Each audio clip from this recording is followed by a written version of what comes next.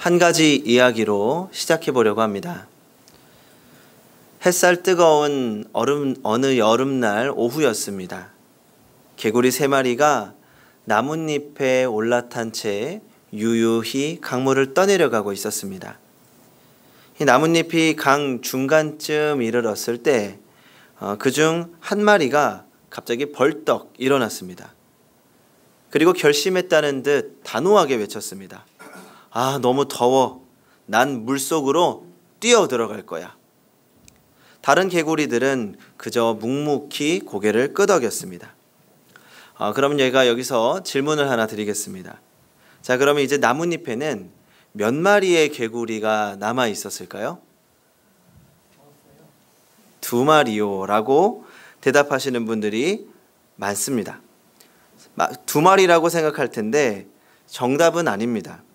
나뭇잎 위에는 여전히 개구리가 3마리 남아 있습니다. 하지만 또 정확하게 말하자면 몇 마리인지 모릅니다. 어째서 그럴까요? 뛰어들겠다는 결심은 한 마리가 했지만 뛰어들겠다는 결심과 정말로 결심해서 뛰어드는 실천은 전혀 다른 차원의 이야기이기 때문입니다. 이 녀석이 정말 물속으로 뛰어들었는지 아니면 머리를 긁적이며 자리에 다시 앉았는지는 아무도 모릅니다. 한 가지 이야기로 시작해 보려고 합니다. 햇살 뜨거운 어느 여름날 오후였습니다. 개구리 3마리가 나뭇잎에 올라탄 채 유유히 강물을 떠내려가고 있었습니다. 이 나뭇잎이 강 중간쯤 이르렀을 때 그중 한 마리가 갑자기 벌떡 일어났습니다. 그리고 결심했다는 듯 단호하게 외쳤습니다. 너무 더워. 난 물속으로 뛰어 들어갈 거야. 다른 개구리들은 그저 묵묵히 고개를 끄덕였습니다. 그럼 제가 여기서 질문을 하나 드립니다. 하나님이 어떤 분이신지를 알아야 됩니다. 그러면 거기에서 주시는 하나님의 능력이 있습니다. 또 그런데 여기에만 집착하면 마치 훈련은 잘 받았는데 전쟁터에 나가서는 싸우지 않으려고 하는 군인과 다름이 없습니다. 또 반면에는 기도하지 않고 말씀을 배우는 일은 하지 않고 일만 하려고 하는 그리스도인들이 있습니다. 이들은 총알도 없이 전쟁터에 나가서 싸우겠다고 하는 군인과 같습니다. 이런 사람들은 전쟁터에서 사탄의 화살에 맞아서 죽기가 십상인 사람들입니다. 그런데 또 재미있는 것은 이 두 부류의 사람들은 만나기만 하면 또 싸운다는 겁니다. 한쪽은 기도하지 않는다고 비판하고 또 다른 한쪽은 실천하지 않는다고 비판합니다. 그렇다면 성도님들은 어느 쪽에 더 가까우십니까? 기도파, 행동파. 예수님은 위대한 선생이었습니다. 결코 이론만 가르치지 않으셨습니다. 하늘의 진리를 수없이 많이 가르치셨습니다. 기도를 가르치시면 기도하도록 훈련하셨고 전도를 가르치셨으면 전도를 행동하도록 훈련시켰습니다. 이런 방법이 유대 랍비 교육이라고 합니다. 신앙에서 이론과 행동은 적절하게 조화를 이루어야 됩니다. 한쪽만 가지면 그 사람은 아직 온전한 신앙인이라고 할 수 없습니다. 주님은 이론과 실제를 겸비한 제자를 양육해내셨고 또 이런 신자들을 좋아하십니다. 그리고 오늘 우리 행복한 교회를 다시 세우고 한국의 교회를 다시 세우고 또 이 땅에 하나님의 나라를 세워가기 위해서는 우리의 신앙과 삶이 일치된 그리스도인들을 길러내야 합니다. 왜냐하면 지금 우리의 교회들은 이런 양면의 균형을 이루는 데 실패해왔고 그 대가가 이제 와서 너무 크게 나타나고 있기 때문입니다. 며칠 전에 마을 주민들과 이야기를 나누는 시간이 있었습니다. 그러던 중에 한 분이 재미있는 포스터를 보았다면서 말씀해 주셨습니다. 한 마을에서 교회와 성당과 절에서 함께 공동 프로젝트를 진행하는데 사회적 경제에 대한 특강을 진행한다는 것입니다. 그러니까 양극화를 해소하고 일자리 창출 같은 이 공동이익과 사회적 가치를 실현시키기 위한 이 경제활동에 대한 특강과 논의입니다. 그런 내용을 보았다면서 이야기를 꺼냈습니다.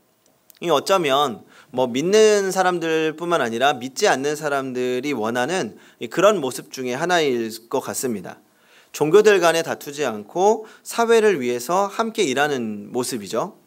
그래서 이분이 그런 내용을 보고 긍정적인 생각을 가지게 되었다고 이야기하나 보다 이렇게 지레짐작했습니다. 근데 이어지면서 말하기를 제가 종교를 가지고 있지 않은 입장에서 그런 모습이 좋게만 보이지 않더라고요 라고 말하는 겁니다. 왜 그런가 이야기를 들어보았더니 결국은 종교라는 게 자신들이 가지고 있는 가치와 궁극적인 목적을 실천하기 위해서 일하는 것이 그런 목적을 숨기고 다가오는 것처럼 느껴져서 호의적이지 않고 또 과연 그런 종교적인 가치로 세상이 가득하게 된다는 게 썩 좋게 보이지 않는다는 겁니다. 예를 들어서 모든 사람들이 기독교가 된다면 그거는 과연 좋은 세상일까라는 의문이 든다는 거죠. 그래서 제가 이야기를 들으면서 이런 생각이 들었습니다. 이제는 교회가 무슨 좋은 일을 한다고 해도 반기질 않는구나.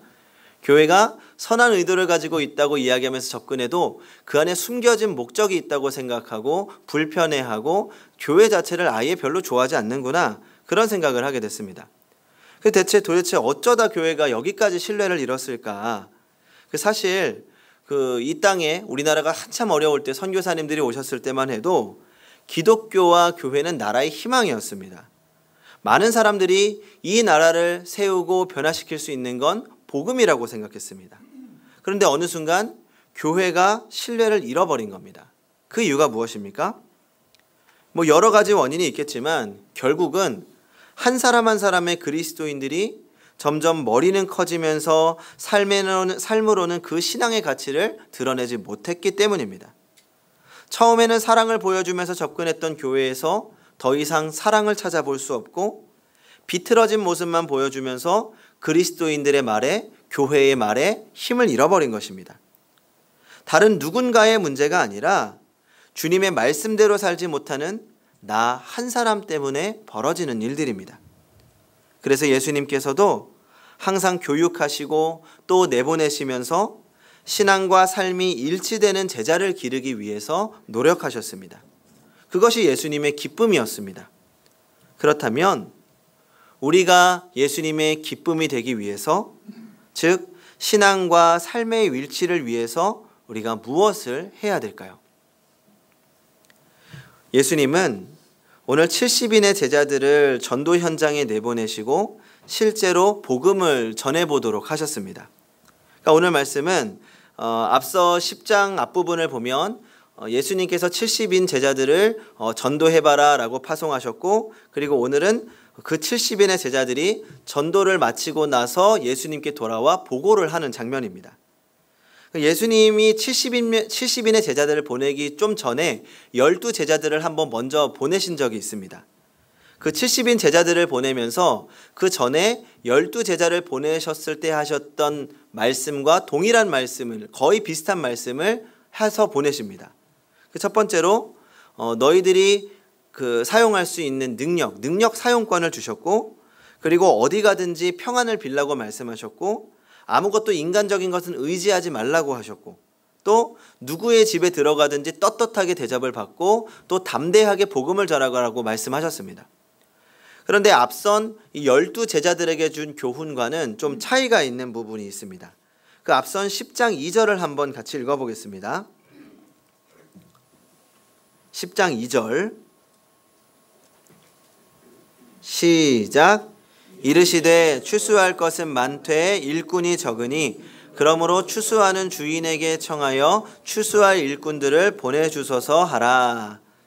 예수님께서 이 말씀을 하시고 70인의 제자들을 보낸 이유가 있습니다. 예수님의 사역을 하면서 예수님이 유명해졌고, 그리고 하나님께로 돌아오고자 하는 사람들이 많아졌습니다. 그래서 예전에는 12명의 제자들을 파송했지만 이제는 사람이 모자라고 더 직접 관련 갖고 관계 맺기 위해서 70인의 제자들을 보낼 만큼 추수할 일꾼들이 많아졌다는 겁니다. 필요하다는 겁니다. 그러니까 이제는 너희들이 일할 때가 되었다라고 하는 거죠. 그런데 이어서 3절을 한번 같이 읽어보겠습니다. 3절 시작. 갈지어다 내가 너희를 보냄이 어린 양을 이리 가운데로 보냄과 같도다. 지금 3절에 담긴 예수님의 걱정이 느껴지십니까? 그러니까 예수님이 유명해지면서 예수님을 따르는 사람들도 많아졌지만 그 반대로 예수님과 제자들을 방해하려고 하는 사람들도 같이 많아졌습니다. 마치 이리들이 무서운 이빨을 드러내고 양을 노리는 것처럼 예수님과 제자들을 노리고 있던 겁니다. 이런 상황 가운데에서 예수님은 제자들을 보내면서 걱정이 되셨던 겁니다. 걱정이 되시면 안 보내면 되잖아요. 그런데 예수님은 걱정은 되셨지만 제자들을 보내셔야만 됐습니다. 왜입니까? 제자들을 성장시키기 위해서입니다. 제가 대학부에서는 기독교 교육을 전공했습니다. 성도님들께서 잘 아실지 모르겠지만 이 교회에서 교육 전도사님들을 구할 때 보통 기독교 교육을 전공한 분들을 선호합니다. 왜냐하면 이 교회에서 생각할 때는 아무래도 이제 신학을 전공했다 그러면 뭔가 딱딱하고 이렇게 가르치는 데는 좀 어려움이 있을 것 같다는 생각을 하기도 하고 또 일반 대학교를 졸업했을 때에는 뭔가 좀 신학적인 소양이 부족하다 이렇게 느껴지기도 하고 이 기독교 교육을 전공을 하면 아무래도 교육이니까 이 아이들을 교육하거나 이 교육 쪽에서는 뭔가 더 잘할 거라는 기대감이 있어서 이 기독교 교육 전공한 사람들을 선호합니다. 그리고 실제적으로 이 기독교 교육을 배우는 과정이 전도사로서의 이 준비 과정에 가깝습니다. 그러니까 전달하고자 하는 내용을 어떻게 효과적으로 가르칠 것인지, 전달할 것인지, 어린아이들부터 청소년, 청년들에 대한 이론을 배우고 실제적으로 훈련도 많이 합니다. 하지만 그렇다고 해서 기독교 교육을 전공하고 나서 바로 전도사로 사역을 하게 되면 잘 할 수 있을까요? 잘 할 수 있을까요? 절대 안 되죠. 저도 처음 사역지에 갔을 때 정말 벌벌 떨었습니다. 이 첫날 설교를 한다는 생각에는 처음으로 설교를 할 때는 너무 무서워서 잠도 안 왔습니다. 이 실수투성이에 부족한 점이 굉장히 많았습니다. 제가 처음부터 이렇게 완벽한 모습을 갖춘 목사가 아니었습니다. 농담인 거 아시죠? 물론 지금도 부족해서 배우고 있지만 그래도 그나마 여기에서 목사 흉내라도 낼 수 있는 건 지난 10년간 신학교에서 배웠던 것들을 적용해보고 또 실수해보고 또 다시 반복하고 실패하고 성장하고 배우면서 여기까지 온 겁니다. 목사도 훈련받고 또 실천을 해야지 점점 잘할 수 있게 됩니다. 신학교에서 배운 것만으로 사역을 잘한다면 학교에서 공부할 때 1등한 사람이 나와서도 사역 잘해야 됩니다. 하지만 배운 것을 가지고 부딪히고 기도하고 다시 연구하고 현실과 부딪히면서 목회자도 성장하게 됩니다. 신앙은 이론적인 진리도 배워야 하고 또 행동하는 신앙도 배워야 됩니다. 우리가 진리를 알았다고 해서 바로 행동하는 신앙으로 변하는 것은 아닙니다. 행동하는 신앙도 따로 배우고 훈련받아야 됩니다. 그렇지 않으면 절대 행동할 수가 없습니다. 예배도 배워야 됩니다. 그리고 행동으로 예배를 드리는 것을 실제로 실천해 봐야 됩니다. 그렇지 않으면 일생 동안 잘못된 예배를 드리게 되는 거죠. 예배를 드리는 자세도 점점 발전해 나가야 됩니다. 처음부터 끝까지 동일한 모습으로 예배를 드린다는 것은 성장하지 않는다는 겁니다. 기도도 행동으로 옮겨봐야 됩니다. 전도도 실제로 해봐야 됩니다. 행동으로 옮겨보지 않으면 내가 제대로 배웠는지를 확인할 수가 없고 행동으로 옮겨야만 잘못된 것을 수정하고 더 깊은 배움으로 나아갈 수 있는 겁니다. 일단 우리는 부딪히면 내가 배움이 부족하다는 것을 깨닫게 됩니다. 배움의 필요성을 느끼고 더 연구하게 되고 또 다시 도전하게 됩니다. 그러면서 신앙이 성숙하고 삶이 변하게 되는 것입니다. 오늘 70인의 제자들도 처음 예수님께서 너희 이제 일할 때가 되었다. 나가서 전도 한번 해봐라 라고 이야기했을 때 막상 전도 여행을 떠나는 그 제자들의 마음이 어땠을까요? 그 70인 중에서는 다양한 사람들이 있었겠죠. 낯가리는 사람들도 있었을 겁니다. 사람들에게 말하는 것조차 두려운 사람들도 있었을 겁니다. 이제 예수님 말씀대로 나가서 전도를 해야 되는데 내가 과연 할 수 있을까? 스스로에게 의심이 있던 사람들이 있었을 겁니다. 그런데 막상 들어가서 주님의 명령을 받고 그대로 해본 겁니다. 사람들을 만나서 질병을 고쳐보고 귀신을 쫓아내보고 될까 안 될까 두려움 속에서 해본 겁니다. 그리고 나서 지금 돌아와 보고를 합니다. 17절을 같이 읽어보겠습니다. 시작. 70인이 기뻐하며 돌아와 이르되 주여 주의 이름이면 귀신들도 우리에게 항복하더이다. 70인이 기뻐하며 돌아왔다고 말합니다. 그리고 자신들이 가서 행동으로 옮겨봤더니 주님의 말씀대로 되더라는 겁니다.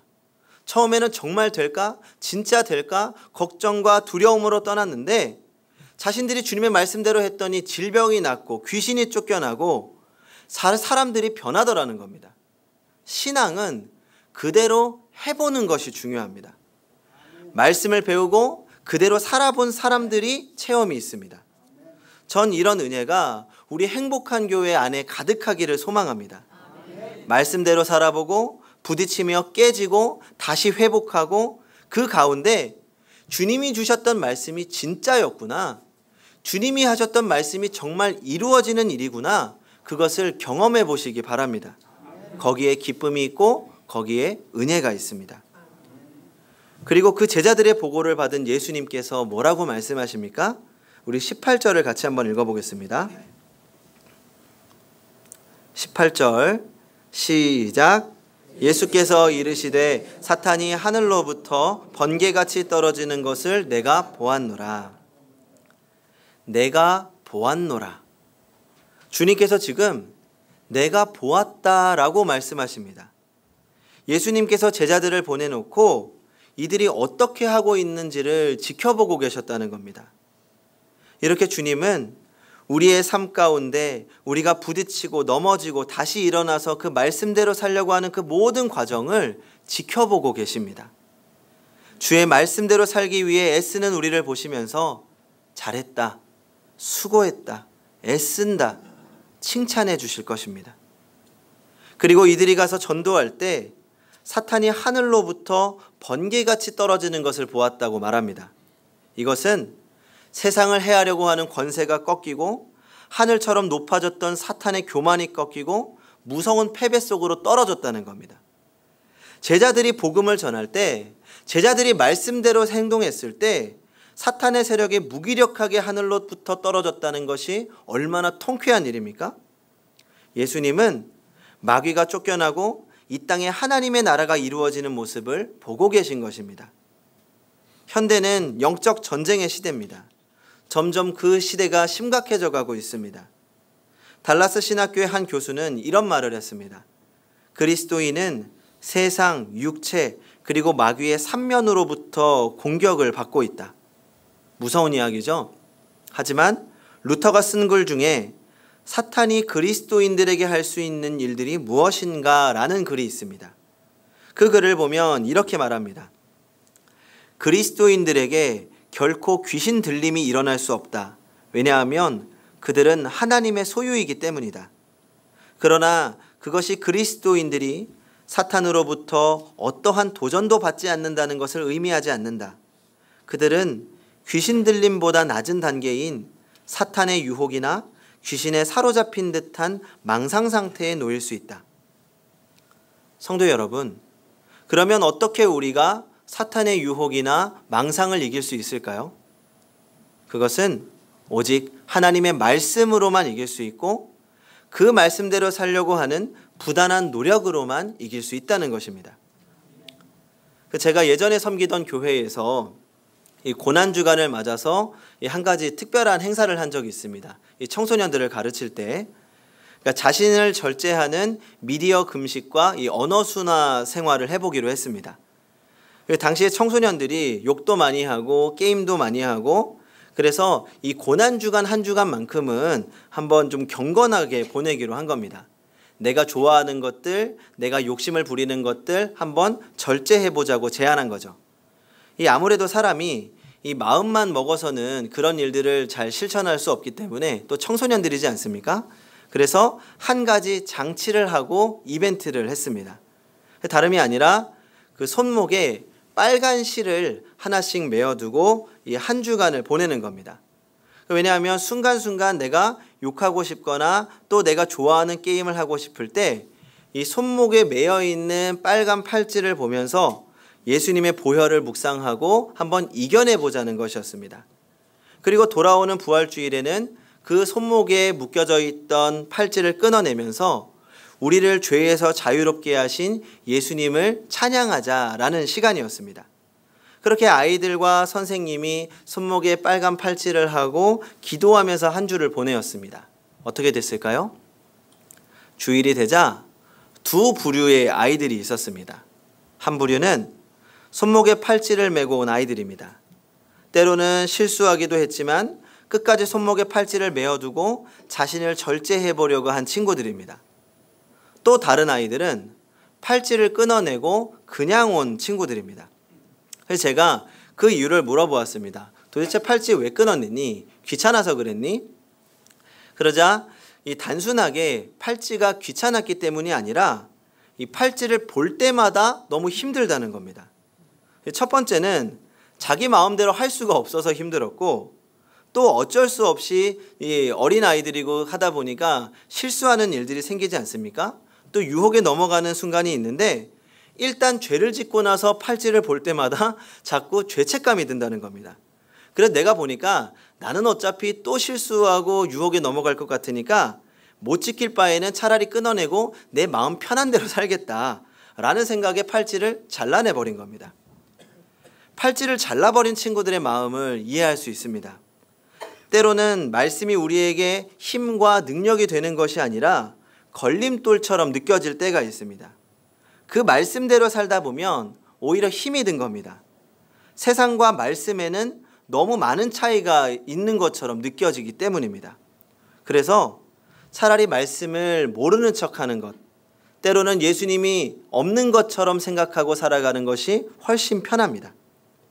하지만 성도 여러분, 말씀과 세상의 차이가 있는 것이 아니라 말씀과 우리의 욕심의 차이가 있는 것입니다. 우리는 세상과 타협하는 것이 아니라 우리 자신의 욕심과 타협하는 것입니다. 그래서 우리는 더욱더 말씀을 붙잡아야 됩니다. 쉐마라고 하죠. 유대인들은 하나님의 말씀을 문설주에 바르고 손에 메고 머리에 두르고 앉으나 서나 어딜 가나 그 말씀이 몸에서 떠나지 않고 항상 눈에서 그 말씀이 떠나지 않게 합니다. 왜냐하면 그렇게 해서라도 말씀을 기억하고 그 말씀대로 살기 위해 노력한 겁니다. 처음에는 말씀이 잘 맞지 않는 옷처럼 느껴지지만 우리가 어떻게든 포기하지 않고 그 말씀을 붙잡고 말씀대로 살기 위해 노력하고 또 넘어져도 다시 말씀으로 일어나려고 노력하다 보면 어느 순간 말씀이 내가 되고 내가 말씀이 되는 순간이 찾아옵니다. 그리고 그렇게 말씀으로 살아갈 때 하늘에서 사탄이 벼락처럼 떨어지고 이 땅에 우리가 속한 곳이 하나님의 나라로 변해가는 것입니다. 지금도 제가 예전에 가르쳤던 친구들에게 종종 연락이 옵니다.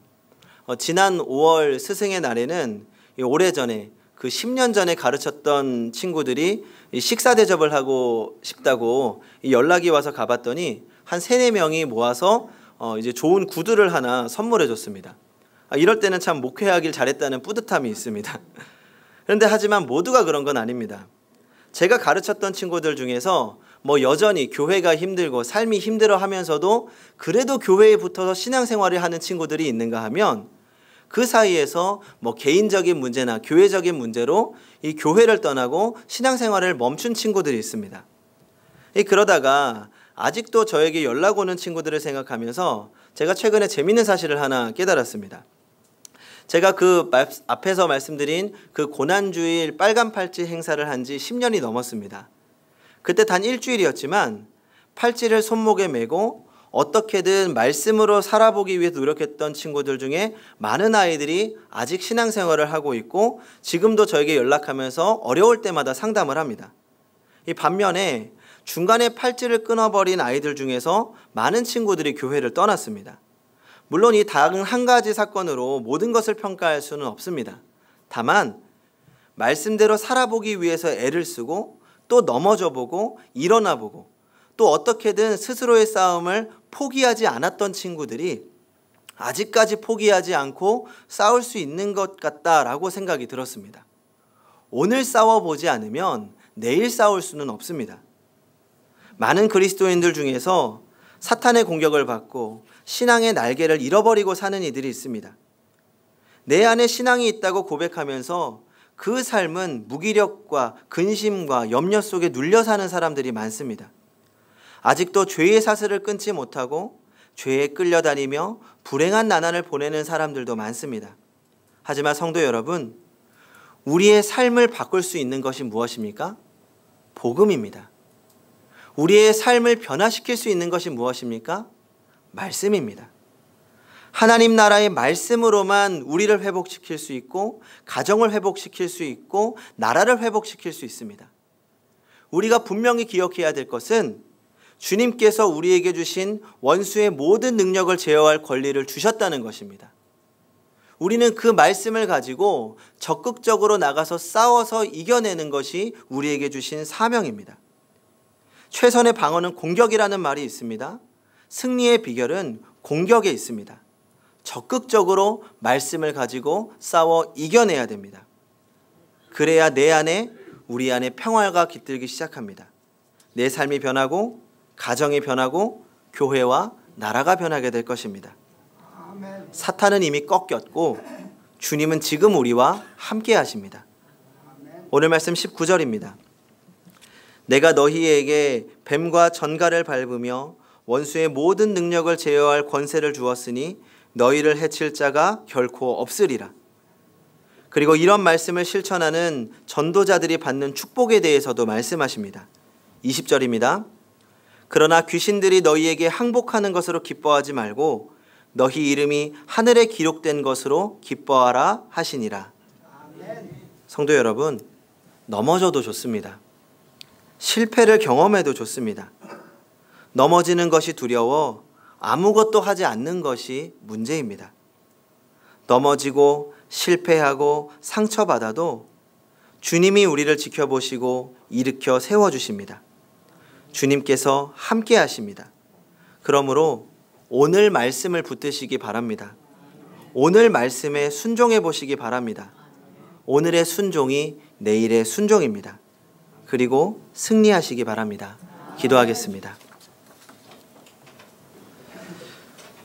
언제나 우리에게 진리를 가르치시고 진리로 우리의 삶을 풍성하게 하시는 하나님, 오늘도 주님의 말씀으로 우리를 채워주시니 감사합니다. 이제 주님이 주신 말씀을 가지고 세상으로 나가려고 합니다. 어쩌면 우리는 세상 가운데에서 넘어지고 깨지고 쓰러질지 모릅니다. 하지만 그것이 전부가 아님을 알고 있습니다. 넘어지는 가운데 우리의 신앙이 더욱 깊어지고 성숙하여져서 승리를 경험하게 하여 주시옵소서. 언제나 우리를 지켜주시고 보호하시고 인도하실 줄 믿으며 예수님의 이름으로 기도합니다. 아멘.